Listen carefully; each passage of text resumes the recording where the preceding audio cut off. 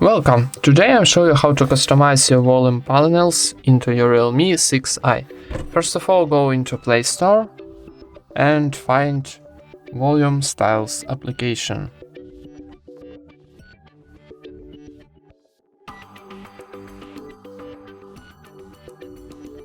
This one.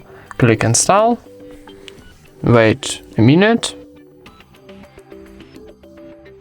and then open this application.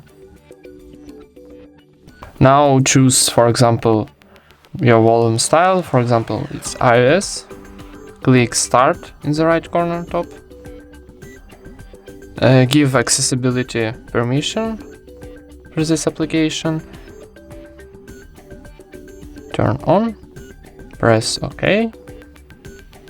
And now click Yes, I agree.